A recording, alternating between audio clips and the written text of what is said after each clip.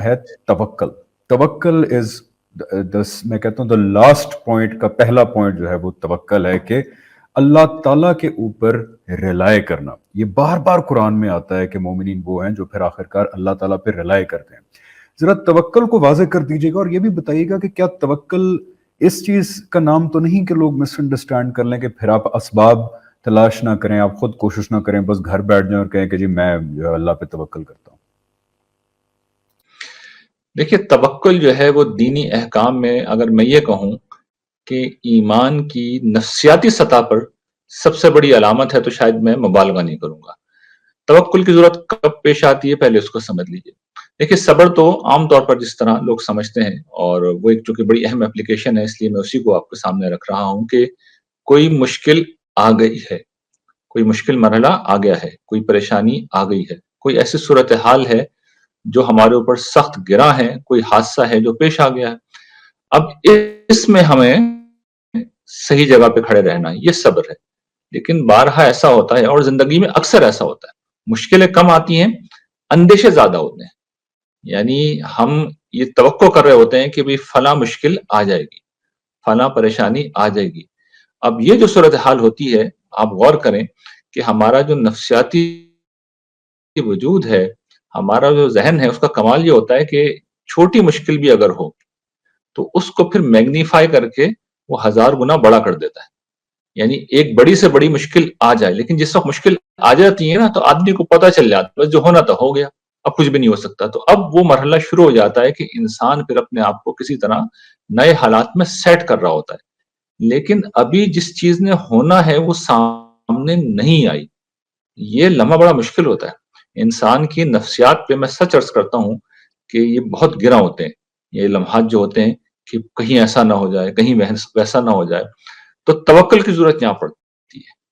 یعنی اس موقع پر انسان کو توکل کرنا چاہیے, خدا پہ بھروسہ کرنا چاہیے. اور یہی وجہ ہے کہ قرآن مجید نے جس موقع پر توکل کی تلقین کی ہے وہاں پر بڑے غیر معمولی اسالیب اختیار کی ہیں. مثال کے طور پر سورۃ طلاق میں اللہ تعالیٰ یہ بات کہتے ہیں کہ وَمَن يَتَوَکَّلْ عَلَى اللَّهِ فَهُوَ حَسْبُهُ, کہ جو شخص اللہ کے اوپر بھروسہ کرتا ہے اللہ اس کے لیے کافی ہو جاتا ہے. سورہ مزمل میں حضور کو اللہ تعالیٰ نے بتایا ہے کہ رب المشرقی والمغربی لا الہ الا ہوا فاتخذوہ وکیلا, کہ تمہارا جو پروردگار ہے مشرق کا بھی مالک ہے, مغرب کا بھی مالک ہے, اس کے سوا کوئی معبود نہیں, اس کے اوپر بھروسہ کرو. یعنی وہ عام ہستی نہیں ہے, جو کچھ مشرق میں ہے وہ سب اس کی ملک ہے, وہ اس کا مالک ہے, اس کا آقا ہے, اس کا رب ہے. مغرب کا بھی مالک ہے, اس کے سوا کوئی معبود نہیں ہے, وہی حاجت روا ہے, اس کے اوپر بھروسہ کرو. اور پھر سورہ فرقان میں اس بات کو اس طرح بیان کیا گیا ہے کہ وَتَوَکَّلْ عَلَى الْحَيِّ الَّذِي لَا يَمُوتُ, اس ہستی پہ توکل کرو, بھروسہ کرو جسے موت نہیں آتی, جو ہمیشہ ہے اور ہمیشہ رہے گا. تو یہ اسالیب ہیں جو اللہ تعالیٰ نے اختیار کر کے بتایا ہے کہ دیکھو جب تم توکل کرتے ہو, توکل کیا ہے, معاملات اللہ کے حوالے کرتے ہو, اس کے اوپر بھروسہ کرتے ہو, تو وہ کون ہے. میں اگر فرض کر لیں آپ کے اوپر بھروسہ کرتا ہوں تو آپ یقیناً ایک اعلیٰ انسان ہو سکتے ہیں, لیکن بہرحال انسان ہے, آپ کی کوئی لمیٹیشن ہے, کوئی حدود ہیں. آسمان و زمین کے مالک کی تو کوئی لمیٹیشن نہیں ہے, کوئی محدودیت نہیں ہے, اس کے ہاتھ میں سب کچھ ہے. وہ علی کل شیء قدیر ہے, جو چاہتا ہے کر دیتا ہے, ہر چیز اس کی ملک ہے, وہ ہر چیز جانتا ہے, اس کو نہ اونگ آتی ہے, نہ نیند آتی ہے, نہ اس کو کوئی اندیشہ ہے, نہ کوئی خوف ہے, نہ اس کے مقابلے کا کوئی ہے, نہ اس سے بڑھتر کوئی ہے, سب اس کے غلام ہیں, اس کی ملک ہیں. تو ایسی ہستی کے حوالے جب ہم نے اپنا معاملہ کر دیا, اور یہ کیا کیا ہے, ہم نے اپنے ایمان کا مظاہرہ کیا ہے. یعنی خدا نظر تو نہیں آ رہا نا, اس دنیا میں کوئی انسان جس وقت آتا ہے, حوصلہ دیتا ہے, تسلی دیتا ہے, تو سامنے انسان ہے, وہ جتنا ہی کمزور صحیح کیوں نہ ہو, لیکن بہرحال وہ انسان ہے, وہ نظر آ رہا ہے, خدا نظر نہیں آتا.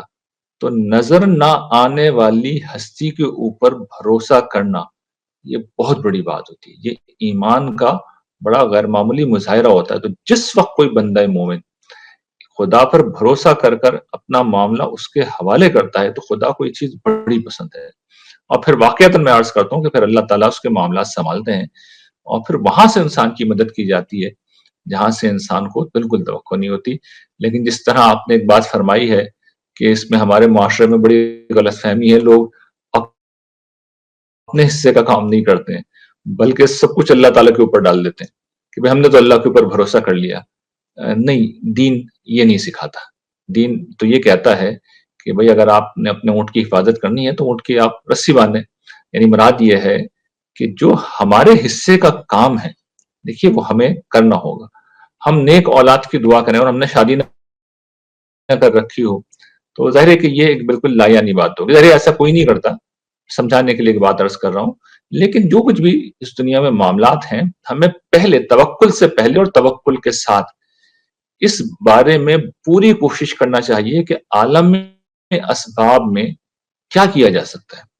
لوگوں سے پوچھنا چاہیے، لوگوں سے دریافت کرنا چاہیے، ایکسپرٹ اوپینین لینا چاہیے، اپنے ذہن کو استعمال کرنا چاہیے. جب ہم اپنے ذہن کو پورا استعمال کرتے ہیں، لوگوں سے پوچھتے ہیں تو ہمیں کوئی نہ کوئی لائحہ عمل مل جاتا ہے. تو ہمیں پہلے اپنا بیسٹ دینا چاہیے. جب ہم اپنا بیسٹ کر چکے ہیں، چاہے کوئی تدبیر ہمیں کرنی ہے، چاہے تحفظ کا کوئی اقدام ہمیں کرنا ہے، پہلے اپنا بیسٹ کرنا ہے. جب بیسٹ کر لیں گے تو پھر خدا پہ بھروسہ ہوگا. اور اس کی مثال میں آپ کو دے دیتا ہوں کہ جس وقت جنگ احد کے موقع پہ جنگ احزاب کے موقع کے اوپر آپ کو یاد ہوگا پورا عرب چڑھ کے آ گیا تھا مدینے کی چھوٹی سی ریاست کے اوپر. اس کا نام و نشان مٹانے کے لیے ایک لشکر جرار تھا. اس میں سارے عرب کا ایک مشترکہ فوج تھی، وہ مدینے پہ حملہ آور ہو گئے تھے. اب عددی میدان میں تو مسلمان ان کا سامنا کرنے کی پوزیشن میں ہی نہیں تھے. یعنی مسلمان 1000 لوگ لے آتے، 2000 لے آتے، لیکن سامنے تو ایک بڑا لشکر جرار تھا. 1:20 کا شاید ریشو تھا. ایسا جب ریشو ہو تو آپ مقابلہ نہیں کر سکتے اس کا.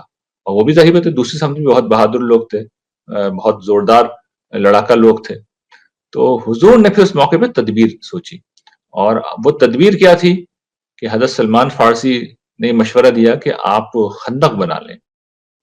مدینے کے وہ مقامات جہاں سے دشمن حملہ کر سکتے ہیں وہاں پر آپ ایک خندق کھود دیں. تو مسلمانوں نے مل کے اور حضور نے بھی اس میں پوری طرح حصہ لیا اور وہ خندق کھودی گئی. اور جس وقت کفار وہاں پہنچے وہ تو ششدر رہ گئے. ان کے سانو گمان میں بھی نہیں تھا کہ عربوں کے لیے چونکہ غیر مانوس تھا یہ طریقہ جنگ، تو ان کی پوری جو طاقت تھی وہ ختم ہو گئی اور وہ بے بس ہو گئے. اور پھر اس کے بعد اللہ کی مدد آئی.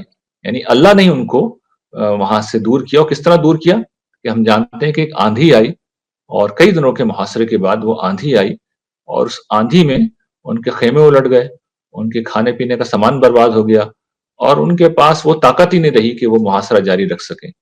تو خدا کی مدد آتی ہے، اللہ تعالیٰ معاملات کرتے ہیں، لیکن پہلے آدمی کو اسباب اپنے پورے کرنے چاہیے. تو یہ وہ بہت اہم چیز تھی جو میں چاہ رہا تھا کہ آپ کے سوال کے جواب میں واضح رہے. بالکل. اور جس طرح آپ نے حضور صلی اللہ علیہ وسلم کی حدیث کو پوائنٹ آؤٹ کیا کہ ان سے صحابی نے پوچھا کہ یا رسول اللہ توکل کیا ہے، کہ میں اپنا اونٹ باہر کھلا چھوڑ دوں اور اللہ پہ بھروسہ کروں؟ تو آپ صلی اللہ علیہ وسلم نے کہا نہیں، توکل یہ ہے کہ پہلے اپنے گھوڑے کو یا اونٹ کو اچھے طریقے سے باندھو، جس طرح آپ نے کہا کہ گیو یور بیسٹ، اور پھر اللہ کے اوپر جو ہے وہ توکل کرو. ویری ایپٹلی آپ نے اس پہ روشنی ڈالی. آپ نے ریحان بھائی جو آخری پوائنٹ ہے، یعنی کہ سیکوینس بہت ہی اچھا بنا اس کے اندر کہ صبر ہے اور اس کے بعد پھر اللہ پہ توکل کرنا، یہ بڑے کنیکٹڈ